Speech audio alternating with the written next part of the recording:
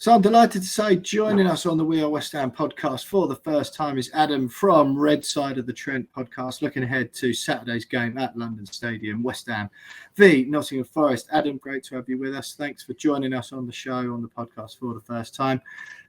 James, my co-host, who's not on at the moment, having this chat with you, has rapidly developed a hatred of Nottingham Forest this season after a load of vitriol in the comments on our YouTube channel earlier in the season after that game at the City Ground, where West Ham, quite frankly, were extremely unlucky, I think is the tame way of putting it. But yeah, I mean, it's sort of it's fair to say I think the Forest fans were coming in quite bullshit. It all came after the Jesse Lingard saga as well. Why he didn't come to West Ham and went to Forest instead. What's your sort of how are you feeling about the season so far? And is there from the Forest side any sort of rivalry with West Ham, or are you just happy to sort of put two fingers up to every other team in the league this season? Yeah, James told me he wanted Forest to go down yesterday on our show after that result, obviously, because you guys got quite unlucky. There was a disallowed goal in there. Obviously, you hit the crossbar a couple of times, I believe, and Dean Henderson saved Declan Rice's penalty. The season so far has gone well in terms of where our league position is. The starts of the season after we played yourselves was quite rocky, you'd say, because, I mean, after Leicester away, when we got beat 4-0, everyone's going, well, this is it now. Rafa Benitez is getting linked, the dreaded Rafa Benitez link. And Cooper gets that last week.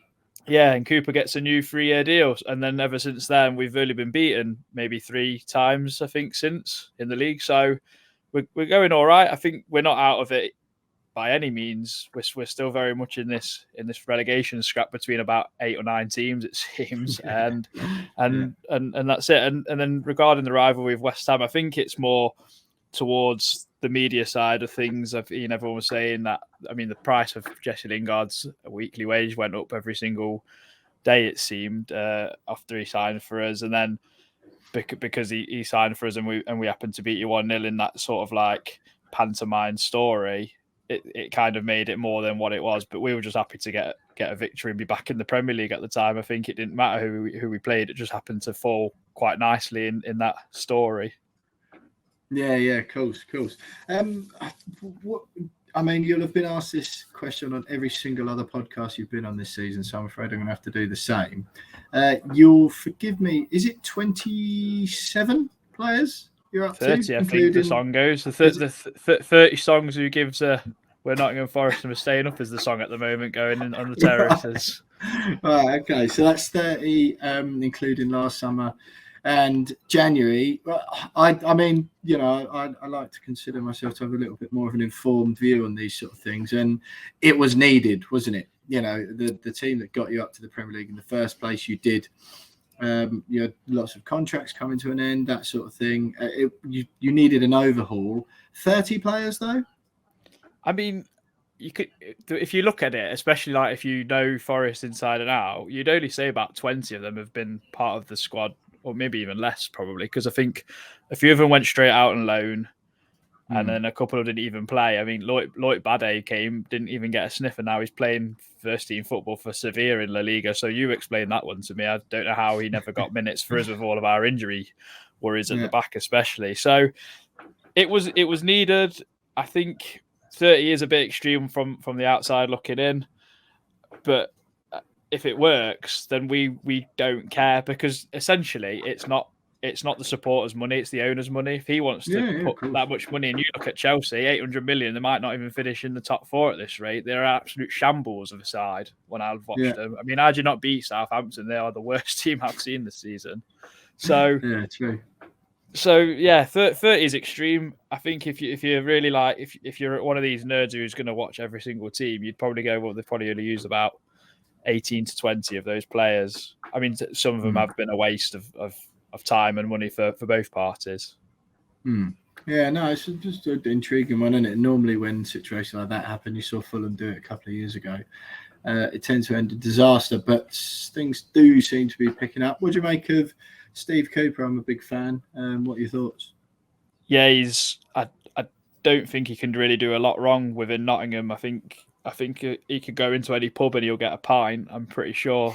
He's doing really well in terms of the circumstances. I know a lot of people are going to put him amongst this kind of group of managers that might get manager of the season, especially if we stay up. I'm not sure I'd go that far because there's people who have done really, really well.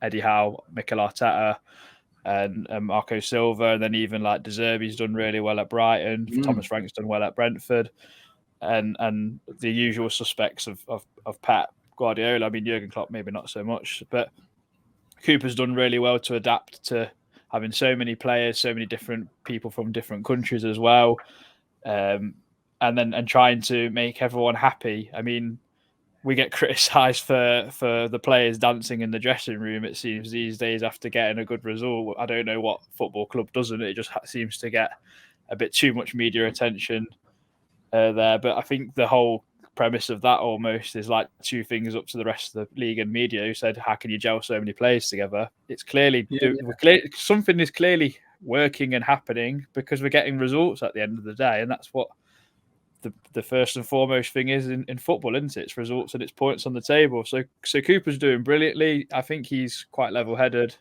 He seems to keep fans and players humbled because there's no Forest fan that I really know that's saying we are staying up now because we're only 5 points above yourselves. And if you beat us on Saturday, we're easily dragged back into it. We're still looking over our shoulder very much so.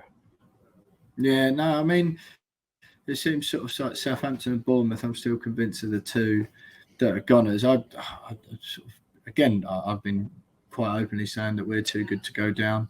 I can't quite make my mind up about you guys yet. I think Leeds are going to be in trouble. I can't really see them making I reckon they'll have to get quite a lot of luck with their managerial appointment to keep them safe. But I mean, it's certainly going to be an intriguing one this season come the end of the year. Like you said, about 8 teams involved then. It genuinely could be that, couldn't it? You only need a few to go on a run, which can happen out of nowhere. And before you know it, the team's sort of bobbing along in 12th, 13th at the moment are dragged in, and it's a different kettle of fish altogether. The game on Saturday then, London Stadium, West Ham v Nottingham Forest. Again, obviously that 1-0 victory for you earlier in the season. I've genuinely, not just saying it because you're on, haven't watched a West Ham game where we've deserved to win and lost more that I could remember after that. Obviously, the missing the penalty. I think your goal was pretty fortunate as well. Then you had our one disallowed, as you mentioned. And did we hit the bar twice, I think, as well? I believe so. I think Ben Rama hit one from a free kick, I believe. And then I can't remember. I'm pretty sure there was either a post or a crossbar involved or a goal line clearance somewhere in there. Yeah, exactly. Oh, and you should have had a red card as well, shouldn't you, for the handball on the line? I think I seem to remember. That was for the penalty, wasn't it? Yeah, that's it. It's a double jeopardy rule now, isn't it? Or some malarkey. I don't know. It's all a bit crazy. I don't know what rules of football are anymore. No, I think the double jeopardy thing applies if it's a tackle. We had Mark Halsey, the former Premier League referee, on the podcast after that. And the double jeopardy thing applies if it's a tackle and they've made a genuine attempt to go for the ball. So whereas if you just hack someone, the double jeopardy thing doesn't come into play. Right. And the thought was it was a deliberate handball, therefore he hasn't made a genuine attempt to not make a foul, if that makes sense. But anyway, you can tell I'm totally over it. Where do you see the game going style-wise at the London Stadium Saturday?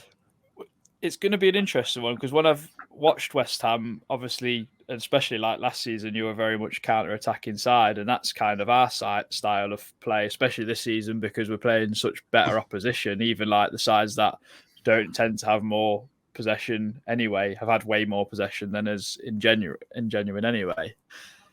I think we will set up to try and frustrate you for sure and try and make it as difficult as possible. I think from speaking to James and asking him about what sort of like formation you guys were playing, having a look at a past few games of what formation you've been playing, I can't see there being much space in the centre of midfield really, because I think you play with a 2 and maybe a 2 behind a striker, and we play with a bit of a box kind of thing. So it's just going to be a corridor of hell there, I'd have thought. So I think hopefully someone like Morgan Gibbs-White, who I believe he can find space in anywhere on a football pitch and maybe some other strange scenarios, because I think he's that good. He's going to be someone that we're going to look to try and get on the board. And I think if West Ham are going to have any joy, Declan Rice is going to have to do a good job on him, which he's more than capable of doing because he's a very, very good footballer. I think it'll be cagey, and I think we'll come to try and. I think we'll let West Ham have the ball a lot more than we will want to try and dominate. Though John Joe Shelby might want to get on a bit more on the ball than he did against Man City, that's for sure.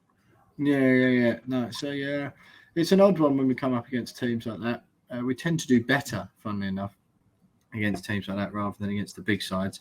But yeah, like you say, shaping up to be an intriguing encounter. Adam, it's been great having you on the podcast for the first time. Before we let you go, what's your score prediction? I mean, on our podcast, I said we might win 1-0 and frustrate you, and the West Ham Stadium might leave with a lot of Cockneys boiling over David Moyes and shouting for his head to go, to be honest. But then looking at past results, and I know you shouldn't really go on that. We've not got a good record at West Ham, so I'll take a point now. It's a must not lose for us, really, in honesty. But I'm gonna say we'll win 1-0. I'm gonna stick to my guns.